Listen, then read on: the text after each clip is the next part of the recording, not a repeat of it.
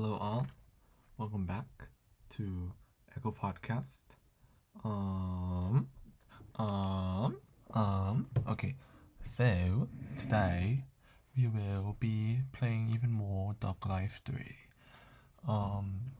So last time I ended very abruptly because my parents came home and I was very embarrassed and didn't want to tell them I was recording a podcast while recording Duck Life 3, and even though that is not something completely out of pocket for me, and they have seen me do weirder things, I still didn't want to say it because it is kind of too out of pocket, and I should be working on my college apps, but I'm doing this.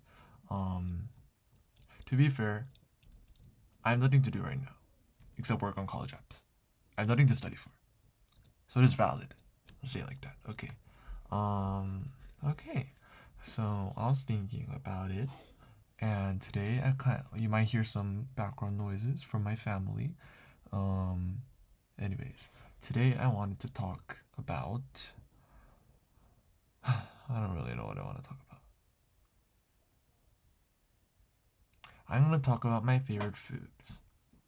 Oh, I'm actually, now that I think about it, I was gonna say that I really wanted to talk about sushi because sushi is one of my favorite foods because it literally is one of my favorite foods. It's tasty. It's well, although it is, albeit it is expensive, um, it tastes good, and it just gives you that vibe that you're at the ocean, and I love the ocean. But that's exactly why I'm conflicted about sushi, you know? Cause it's like, how do I balance my own not my passions, but my own preferences, my food preferences, with my passion and my interest in protecting the environment? And some may say, well, how is sushi bad for the environment? When it's not explicitly bad for the environment as like cows release methane, but when you think about it, overfishing, loss of biodiversity, and if you lose fish populations, you lose the populations that eat fish. And although, I cannot explicitly name them right now, let's say that there's a specific type of fish that sharks eat, great white sharks eat. I should know what great white sharks eat, but I think I'm gonna spread misinformation now. So I'm just gonna say a generic shark. Let's say a generic type of shark, species of shark, eats a generic type of fish. Okay, and but those fish are not being eaten by the sharks because they're being eaten by us humans.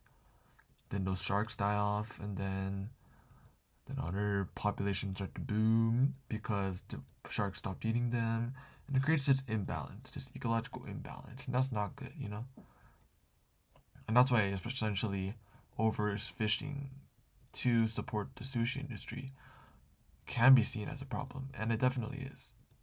It's just that sometimes I think is just me, an individual, eating sushi going to actually change anything? Or if I stop eating sushi, will that really do anything for the environment, you know?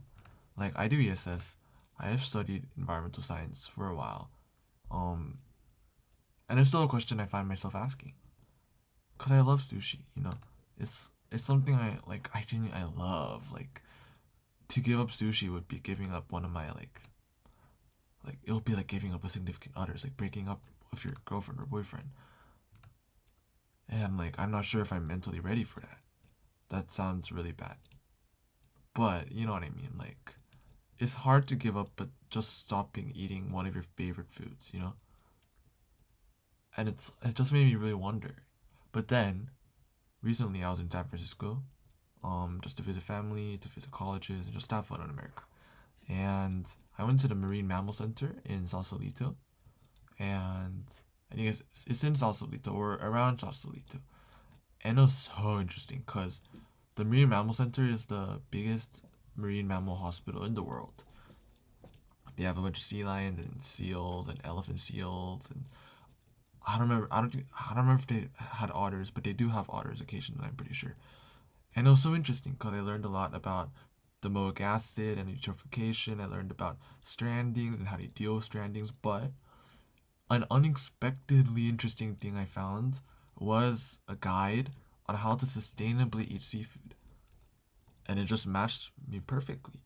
And it had like a guide of what to avoid. Like when you're at a seafood restaurant, you should really ask them like, what do they sell? Where what are the origins of these materials, this fish or like the octopus or whatever. And I learned the octopus farming in itself is super unethical, super environmentally just bad, you know. So it's really making me question my love for takoyaki. But besides that, I realized that it really depends on where you get the sushi and what kind of sushi it is, what fish you're eating, what type of fish you're eating, you know. Um, and so I carry that around on my lanyard every day now, and I've shown people. I haven't given it to them because those are the only copies I have. I could very easily make photocopies, and as I say this, I realize that's probably a very good idea. But or I can make like a guide, you know, and it's something that is hard to like look out for. But I think it's something that not only we should look out for as consumers, but also the restaurants. You know, I think they should also kind of look out for where they're getting the sushi, where their fish is being like obtained, where they're obtaining their fish, and that way, everything they sell is going to be sustainable. But the problem is that so being sustainable, just literally in any industry, whether it be like renewable energy or like renewable energy, transportation, sustainable alternatives are always more expensive for everyone. Like expensive in terms of like actually whether it be getting the resources or implementing it, expensive to buy stuff. It's expensive in all aspects because it's sustainable. A lot of the practices we have today are exist because they're cheap and efficient and of course effective, like fossil fuels, you know.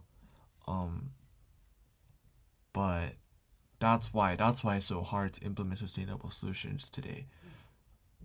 And like, yeah, I was thinking about it in terms of sushi really, and it's like, I think if I have this guide, it will definitely help.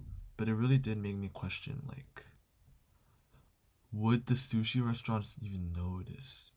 And I think that's really important. And it's something I want to do from now on. Like maybe like try to inform people or you know, as an environmental activist. Like I wouldn't say I'm the biggest environmental activist because I'm not super active, you know, like I'm super into that kind of stuff, but I've never really had the opportunity or like motivation. I do have the motivation, it's just that I'm not sure where to start for environmental activism besides like social media and like climate strikes and stuff.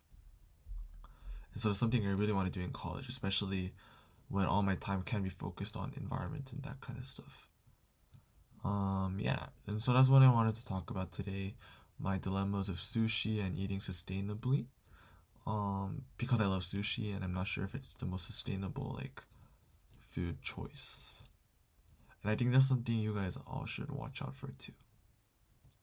And anyways, I just died, but right now what I wanted to do is actually I'm gonna feed him first. Whoa. Okay. Um so his energy went up a lot. But what I want to do now, I know in the other ones you can. Oh, what did I just do? What just went up?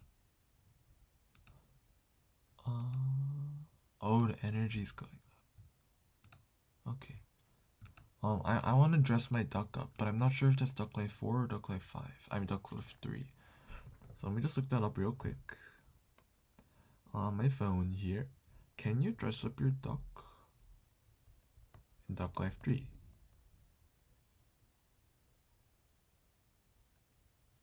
Um, duck life 3. The answer is I'm not sure, but before we, yeah, I'm not sure. We'll find out eventually. But I thought it was just barred. But today I'm gonna end the podcast by seeing if I can qualify in race 1. There's no way, cause I trained him so much. Like he's gonna. Okay, he's not the fastest. I mean, he is the fastest, but I thought he would kind of like zoom really fast forward. But I mean, he still won. But that was really anticlimactic.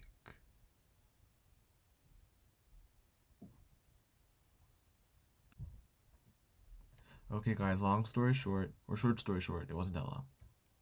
We won that race, but by we, I mean my duck and me. Just the problem is I don't know what to call my duck.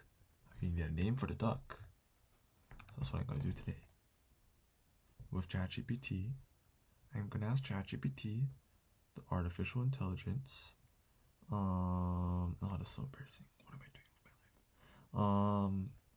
Oh, sorry, did I say that out loud?